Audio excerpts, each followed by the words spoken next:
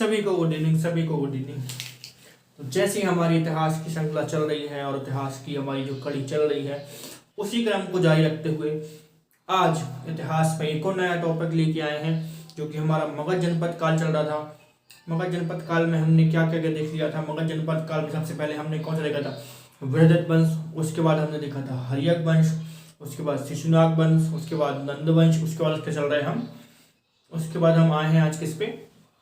मौर्य वंश में। किस पे आए हैं? मौर्य वंश के। तो मौर्य वंश की अगर हम बात करें तो मौर्य वंश का सबसे पहला शासक या पहला जिसकी हम राजा की बात करें या जिसने भी इस साम्राज्य को स्थापित किया, मौर्य वंश की नींव डाली मगध पे, वो कौन सा राजा था? वो था चंद्रगुप्त मौर्य। कौन था? चंद्रगुप्त मौर्य, जिसको क्या कहते हैं हम? सम्राट चक्रवर्ती। चक्रवर्ती क्या कहते हैं? सम्राट चक्रवर्ती। तो आज हम इतिहास की इस वाली कड़ी में, आज हम इतिहास के इस वाले एपिसोड में हम मौर्य वंश देखेंगे कि मगध पर कैसे मौर्य वंश का स्थापना हुई, और चंद्रगुप्त मौर्य के बारे में आज हम पढ़ेंगे। तो पढ़ने से पहले आज हम देख लेंगे कि चंद्रगुप्त मौर्य के बारे में हम आज क्या क्या पढ़ेंगे। तो चंद्रगुप्त मौर्य के बारे में आज हम उनके प्रारंभिक जीवन के बारे में बात करेंगे कि उनका प्रारंभिक जीवन कैसा था और किस प्रकार उनकी चाणक्य से मुलाकात हुई, ठीक है, और किस प्रकार चाणक्य ने एक बालक को एक महान सम्राट के रूप में परिवर्तित किया, उसका निर्माण किया, उसके चरित्र का, और कैसे वो बालक एक विशाल साम्राज्य का राजा बन गया। तो आज हम इस सब देखेंगे, और कैसे उसने दो युद्धों को विजय प्राप्त किया और अपने साम्राज्य का विस्थापित किया और भारत को एक कड़ी के रूप में लाके स्थापित कर दिया। तो हम अपना ज्यादा टाइम वेस्ट ना करते हुए चलते हैं किसकी ओर? मौर्य वंश की ओर और चंद्रगुप्त मौर्य की ओर। तो हम सबसे पहले उनके प्रारंभिक जीवन की बात करें तो चंद्रगुप्त मौर्य का जन्म कब हुआ था?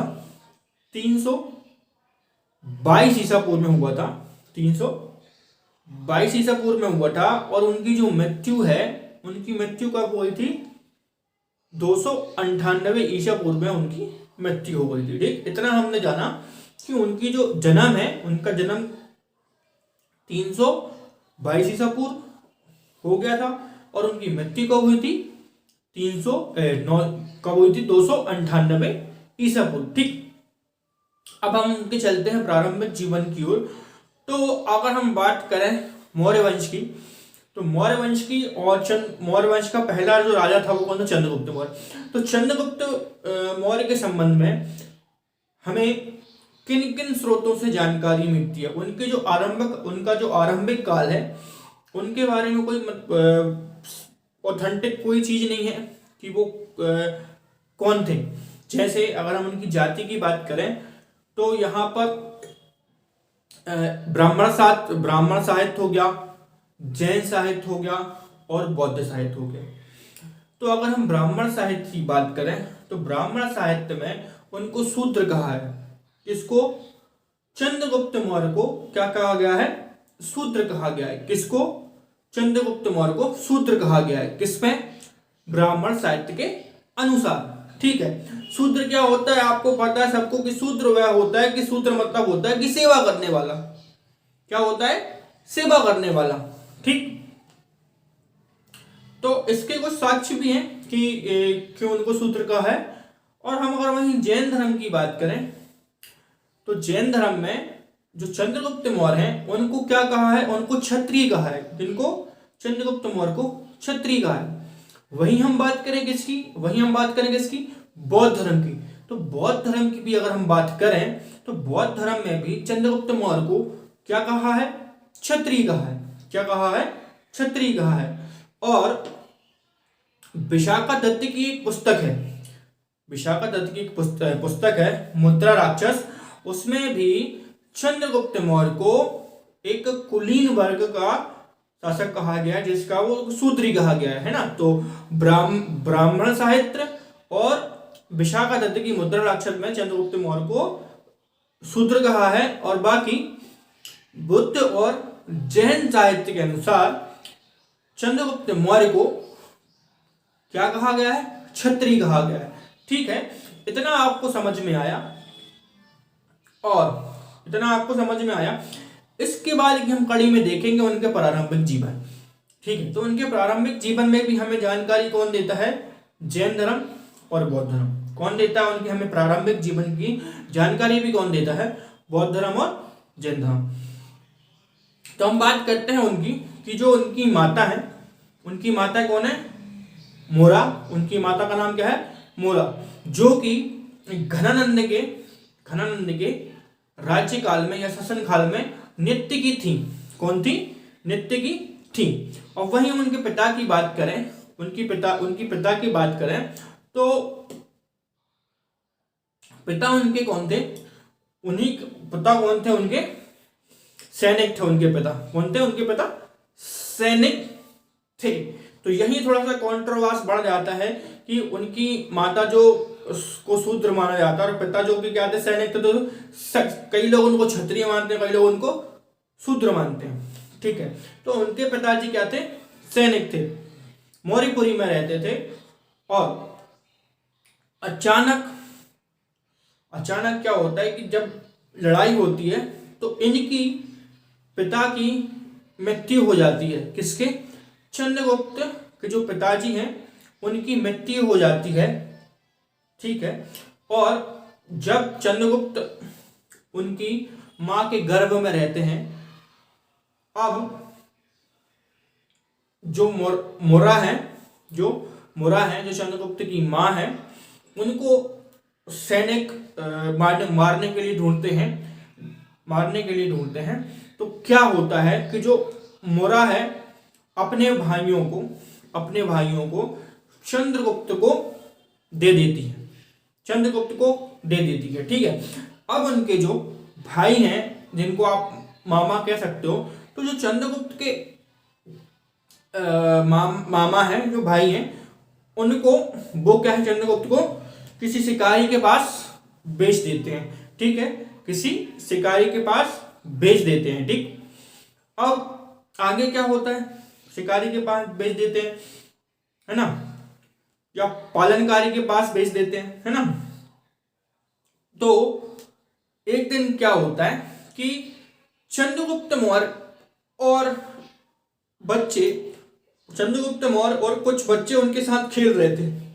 क्या कर रहे थे, खेल रहे थे। और खेलते खेलते वो कौन सा खेल खेल रहे थे, राजकीय खेल खेल रहे थे। कौन सा खेल खेल रहे थे, राजकीय खेल खेल रहे थे। राजकीय खेल का मतलब कौन सा राजकीय खेल, राजकीय खेल का मतलब होता है कि जिसमें एक राजा बनेगा, एक प्रधानमंत्री बनेगा और कुछ सैनिक बनेंगे, है ना, इसको बोलते हैं राजकीय खेल। तो जब राजकीय खेल वो खेल रहे थे तो वहीं से कौन निकल रहे थे, चाणक्य निकल रहे थे। वहीं से कौन निकल रहे थे, वहीं से चाणक्य निकल रहे थे। चाणक्य ने देखा कि एक अद्भुत बालक उनके खेल से प्रभावित हुए। तो चाणक्य की इस प्रकार से मुलाकात हुई, किससे, चंद्रगुप्त मौर्य से। किस प्रकार मुलाकात हुई, इस प्रकार मुलाकात हुई कि चंद्रगुप्त खेल रहे थे राजकीय खेल, और क्या है, चाणक्य निकल रहे थे। तो उन्होंने देखा कि कितना प्रभावशाली बालक है। उन्होंने भाप लिया कि ये उनके काम का बालक है। ये क्यों मैं बोल रहा हूं, वो आगे चलेगा पता चलेगा। तो यहां से उन्होंने देखा कि ये बालक तेजस्वी है। तो चाणक्य ने उस शिकारी से इस बालक को 1000 रुपए कुषाण देके खरीद लिया। ठीक है, खरीद लिया। कितने देके, 1000 कुषाण देके चंद्रगुप्त को खरीद लिया। ठीक, और जो कि अब हम यहां पर थोड़ा सा क्या है, चाणक्य के बारे में जान लें कि चाणक्य ने क्यों खरीदा और चाणक्य कौन थे। ठीक है, यहां तक हम कहानी को ब्रेक देते हैं कि चंद्रगुप्त को चाणक्य ने खरीद लिया। तो हम चाणक्य की जब हम बात करते हैं तो चाणक्य को विष्णुगुप्त भी कहा जाता है। क्या कहा जाता है, विष्णुगुप्त भी कहा जाता है, उन्होंने अर्थशास्त्र नाम की एक बुक भी लिखी। क्या लिखी उन्होंने? अर्थशास्त्र नाम की एक बुक भी लिखी है। तो हम जब बात करें चाणक्य की, तो चाणक्य उस समय घनानंद के दरबार में थे और तक्षशिला में पढ़ाते थे। क्या करते थे? पढ़ाते थे। तो एक दिन क्या होता है कि जो कि उत्तरी और पश्चिमी इलाकों में विदेशियों का आगमन बढ़ रहा था। क्या हो रहा था? उत्तरी पश्चिमी भागों में विदेशियों का आगमन बढ़ रहा था। तो इसी के संदर्भ में चाणक्य ने घनानंद से ये बात कही कि उत्तरी पश्चिम भागों में जो विदेशी आक्रमण है वो बढ़ रहा है। इस संदर्भ में चाणक्य ने महाराज से, जो घनानंद है, उससे बात करनी चाहिए। तो बट घनानंद ने चाणक्य की बहुत निंदा की और बेइज्जती की। तो उस बेइज्जती का बदला लेने के लिए चंद्रगुप्त को उस बेइज्जती का बदला लेने के लिए चाणक्य को कोई तो चाहिए था। उन्होंने चंद्रगुप्त को तराशा, ये अपने खुद के पिताजी का भी बदला लेगा और मेरा जो अपमान किया उसका भी बदला लेगा। चंद्रगुप्त को घनानंद से क्यों रंजिश थी? क्योंकि चंद्रगुप्त के पिताजी को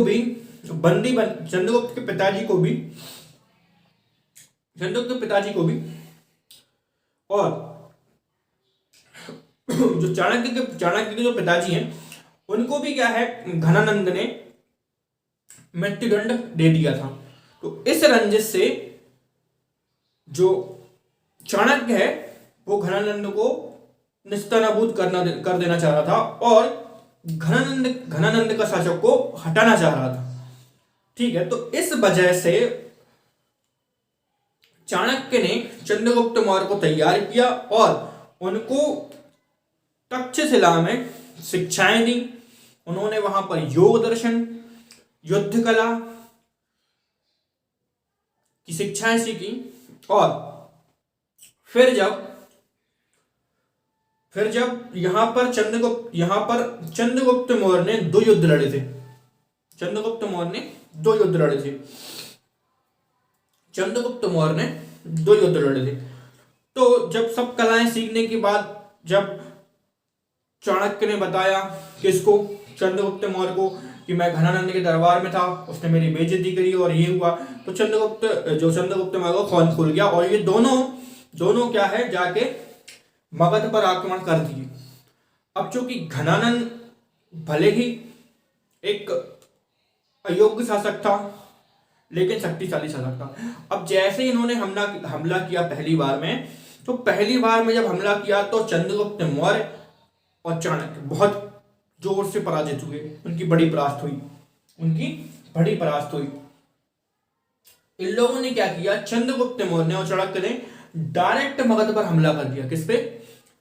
डायरेक्ट मगध पर हमला कर दिया। तो इसलिए इनकी पराजित हो गई। क्योंकि क्या है, सेना अवेयर थी, सेना को सब तैयार बैठे थे, तो इसलिए घनानंद को पहले पर चल गया था। उनको बहुत जो कि मुंह की खानी पड़ेगी, इसको चंद्रगुप्त मौर्य को और चाणक्य को। तो वैसे ही मुंह की खाते खाते एक गांव से गुजर रहे थे और एक कुटिया में एक बुढ़िया थी। वो अपने बालक को खाना खिला रही थी, बालक खाना खा रहा था।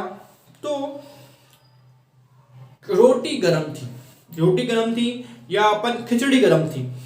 तो वो ना बीच से उसको काट रहा था या छील रहा था या टुकड़े कर रहा था उसके। तो उसकी माँ ने समझाया, बेटा बीच से नहीं, तो साइड से टुकड़े खाओ तो तुम्हारा हाथ नहीं जलेगा बार।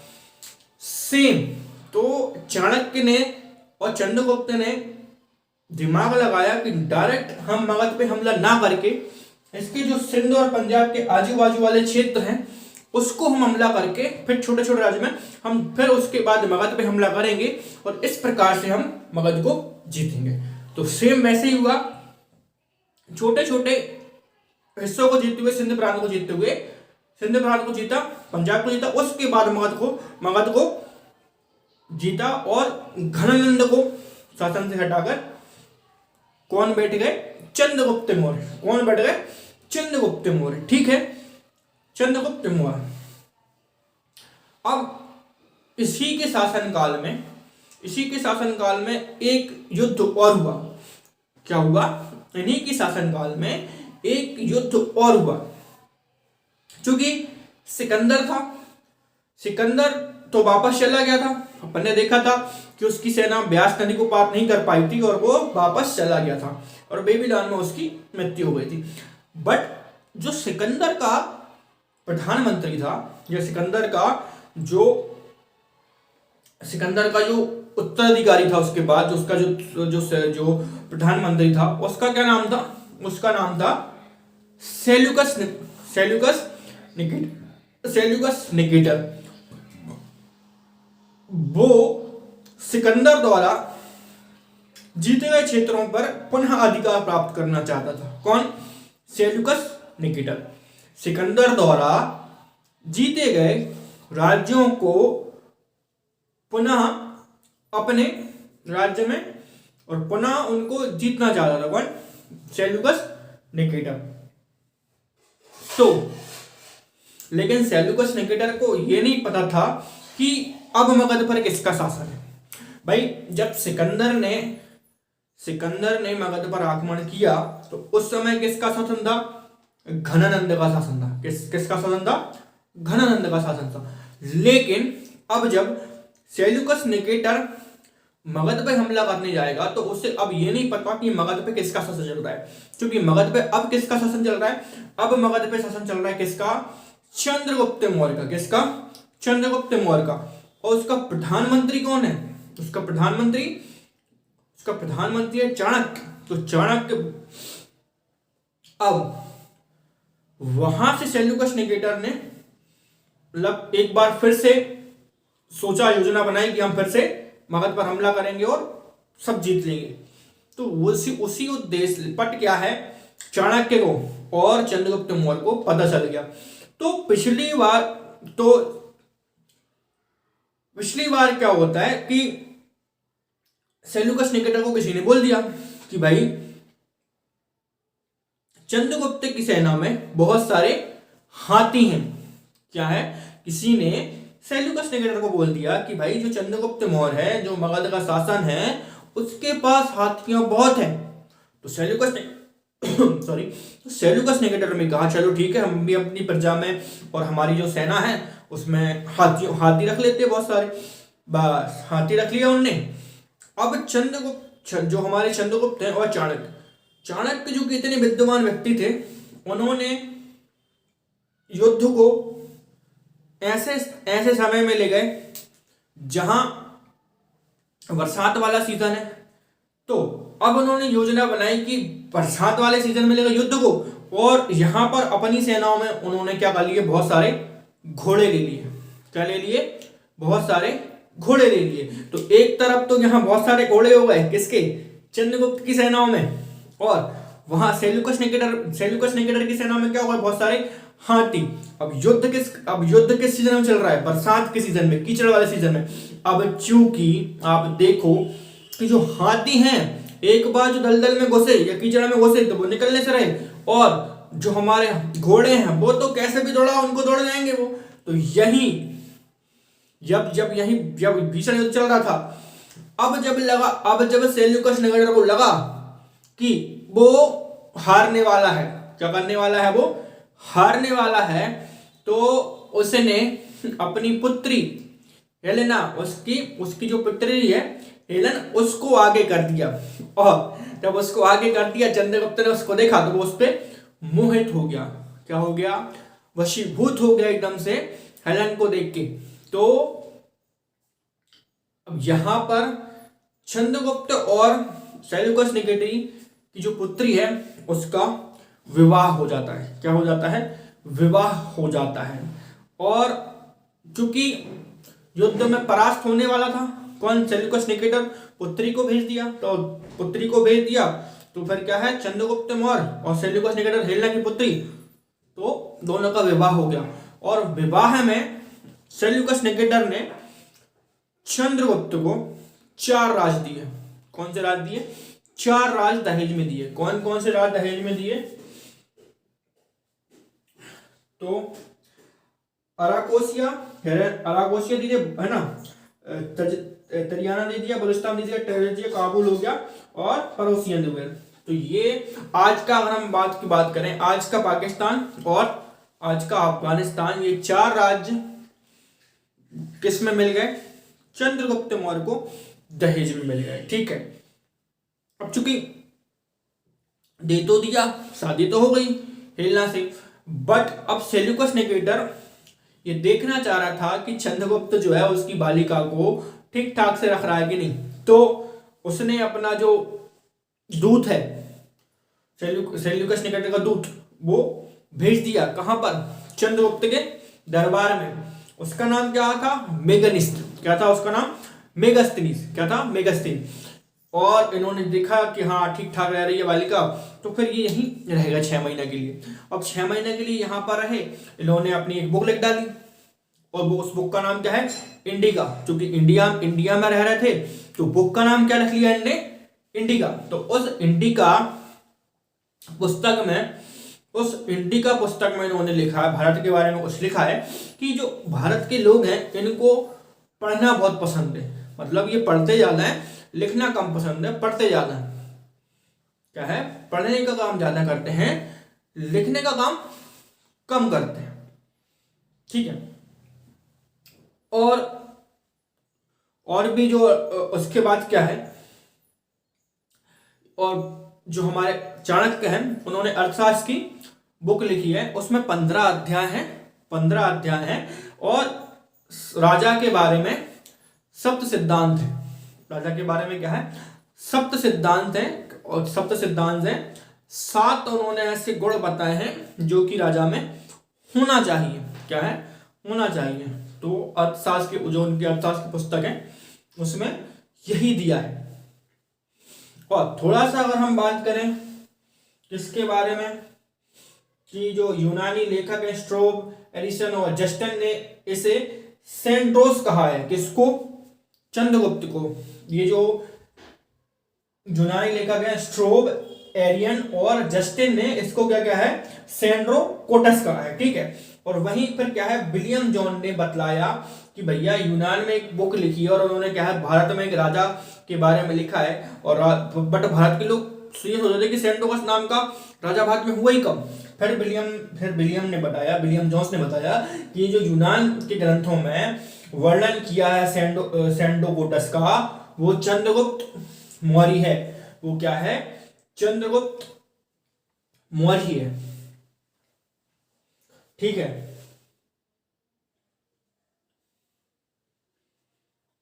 तो यहां आज हमने क्या है, चंद्रगुप्त मौर्य के बारे में देख लिया।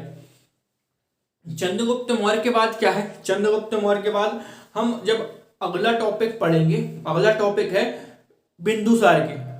अगला टॉपिक क्या है? बिंदुसार। तो हम बिंदुसार के बारे में पढ़ेंगे नेक्स्ट वीडियो में। किसके बारे क्या पढ़ेंगे हम? बिंदुसार के बारे में नेक्स्ट वीडियो में पढ़ेंगे। अभी जो कि वर्ग 1 की नोटिफिकेशन निकली है, उसमें आप हिस्ट्री एज अ सब्जेक्ट के रूप में नोट्स ले सकते हैं और पढ़ सकते हैं। दोनों आपको मिल जाएगा, वीडियो लेक्चर भी और नोट्स भी मिल जाएंगे। ठीक है, तो तब तक के लिए देखते रहिए स्टडी विद निशु। और जो ये लेक्चर है इसको आपको सिर्फ सुनना रहता है, यहाँ पर सुनना है, आपको सुनने से ही सब कुछ मिलेगा। क्योंकि समझाने का काम होता तो मैं समझाता, अभी आपको सिर्फ क्या है, इसमें सुनना है ना। कि पेड क्लास लोगे तो इसमें और अच्छे से विस्तार से अपन समझ लेंगे। तो सिर्फ वीडियो में आपको सुनने का काम रहना पड़ता है। ठीक है, सुनो और बढ़िया से हिस्ट्री का मजा लो। ठीक है, टिल देन गुड नाइट।